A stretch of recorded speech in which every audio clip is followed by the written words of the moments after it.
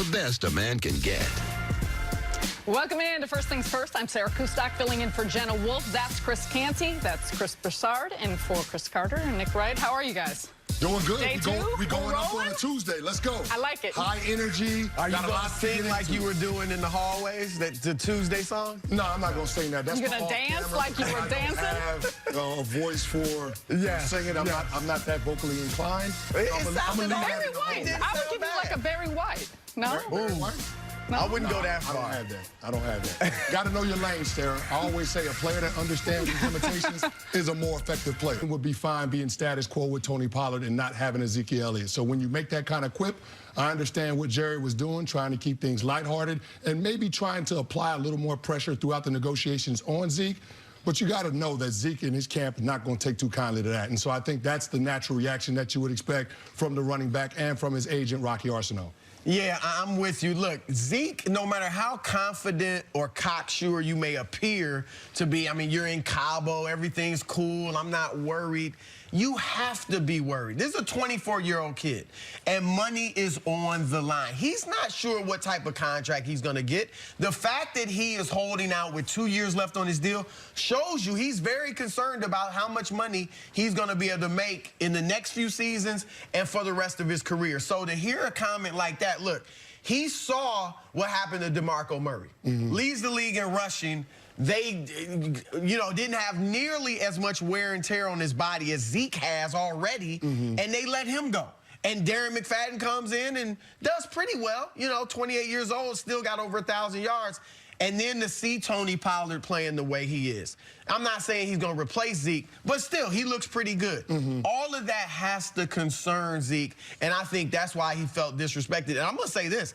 I don't think Jerry Jones is too bothered by the fact that Zeke feels disrespected. I think, like you said, it's a little negotiating. I think he meant it legitimately as a joke, but there was an underlying jab there because I think Jerry Jones feels disrespected.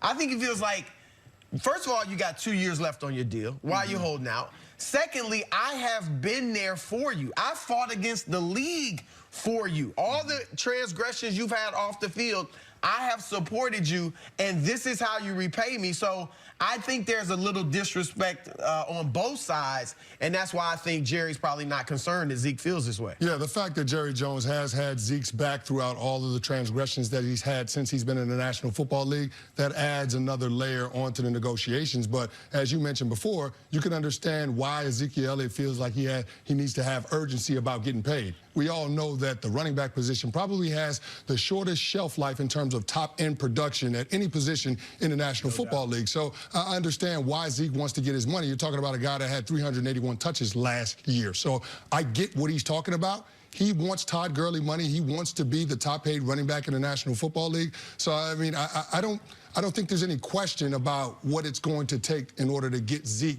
back with the Dallas Cowboys. He's going to have to be the highest-paid running back in the National Football League. I think the only question is how big of a gap is it between what he's getting paid and the number 2 guy, which would be Todd Gurley. Who holds the leverage right now?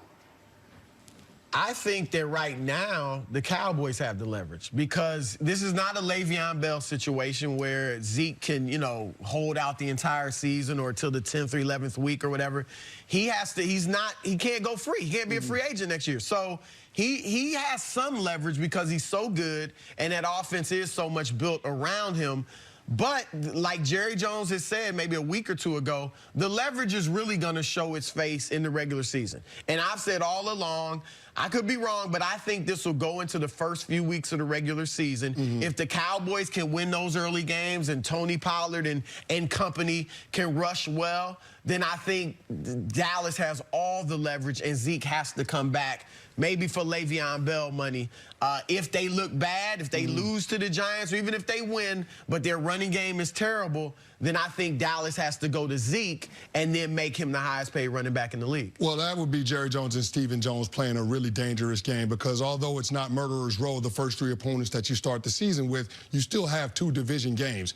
And if you're trying to compete for a championship, the easiest way to get into the playoffs and give yourself an opportunity is by winning your division. So you open up with the Giants and then you got the Washington Redskins. I don't think the Dallas Cowboys can afford to stumble out of the gates because they do have a team that won a Super Bowl a couple of couple of years ago in their same division, the talented Philadelphia Eagles. So, I mean, you need to try to be at full force if you can help it. The reality of this situation is Ezekiel Elliott has the opportunity to open up that contract under the collective bargaining agreement. After your third season, you can address the deal. So we can all agree that Ezekiel Elliott has outperformed the contract that he's on right now on his rookie deal. So I think everybody recognizes that he deserves to be paid. He's won the rushing title 2 of the first 3 years he's been in the National Football League, and he's arguably the best player on that Dallas Cowboys team.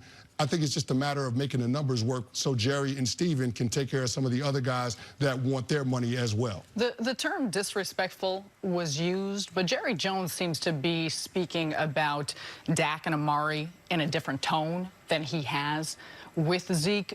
Do you think that's changed the complexion of how Zeke is approaching this, or the way he looks at it, given the way Jerry has kind of directed some of his comments amongst all of these 3 guys? Yeah, well, first of all, I'll address Jerry. I think the reason for that is the fact that they're in camp, they're practicing, and they don't have 2 years left on their deal. And so I think that is making Jerry feel more, better about them than it is about Zeke. And again, they haven't had the off-field transgressions that Zeke has had either. So all of that is coming into play. From Zeke's standpoint, of course, I mean, he's sitting there watching this, and it seems like every other day there's some slight, right? You don't need a league-leading rusher to win a Super Bowl, even though all of Jerry's Super Bowls had a league-leading rusher in Emmitt Smith, right? We're not going to set the market. Stephen Jones talking about analytics and, things like that. And, I mean, and then you come out and praise Dak. Yeah. The way he did. And we know Dak, as much as I like Dak, is not a top-tier quarterback. Ezekiel Elliott is a top-tier running back, if not the best running back in the league. So he has to be sitting back and feeling disrespect. I think all of that plays into. It's not just the Zeke who comment. I think it was all this stuff you mentioned as well. No, all of those things do factor in, but the other reality that you have to look at with these negotiations is, out of the 3 guys that are angling for contracts right now, Amari Cooper, Dak Prescott, and Ezekiel Elliott, there's really only an argument to be made for one of those guys to be paid top of the market money. Like, Dak Prescott is not going to reset the marketplace. Russell Wilson will still be the highest paid quarterback in the National Football League after Dak's deal gets done. Same thing with Amari Cooper. He's not getting Michael Thomas money, $20 million a year. But Ezekiel Elliott, I mean, it's easy to say that when you look at these negotiations, he should eclipse what Todd Gurley is getting, that $14.375 million per year and $45 million in practical guarantees. He should eclipse all of those numbers. I think this is a much more difficult negotiation than those other 2 guys, just because you do have comparables where Dak should slot under, where Amari Cooper should slot under. I don't think you have that with Ezekiel Elliott. But see, I don't think they're looking at it like that. I think, we talked about it yesterday, I think the Todd Gurley situation has hurt Zeke's position, because Dallas is looking at it like, this is actually the same time they gave Gurley the contract. They didn't have to pay him early. They decided to, and now he's damaged goods, and you had a guy like C.J. Anderson get off the couch and fill in admirably for him. So I think Dallas is looking at that. I think they also can. I'm not sure they're going to make him the top paid running back. I hear what you're saying, but just to push back a little bit, if Todd Gurley doesn't have the first 3 months of the season that he had last year, the Rams are probably not going to the Super Bowl. So if Jerry Jones is looking at it and saying, if I pay my running back, if that means that I have an opportunity to be in the Super Bowl, I'm sure that the Dallas Cowboys, I'm sure that the Dallas Cowboys would sign up for the opportunity to get there. What are these next 4 years going to look like? Well, it doesn't matter. You're just trying to compete for a championship the next 2 to 3 years. That's about the size of your window. So that's what they're trying to accomplish. They want to slot all of these deals in and see if they have room to take care of Byron Jones and Jalen Smith next offseason. But I think that Jerry Jones is just trying to keep this group of players together long enough to be able to compete for a championship. Windows open and close in the National Football League. I think the Dallas Cowboys are right in the middle of one. And this holdout is changing the timeline in terms of how they're going to address the other contracts, that the other players that they're going to need in order to get the job done. All right, we'll dig into this more later in the show. But coming up, is the Antonio Brown drama officially over? That's next on FS1. You can always check us out on the Fox Sports Channel on Sirius XM. We'll be right back. Never over with Antonio Brown. Keep it rolling. Never.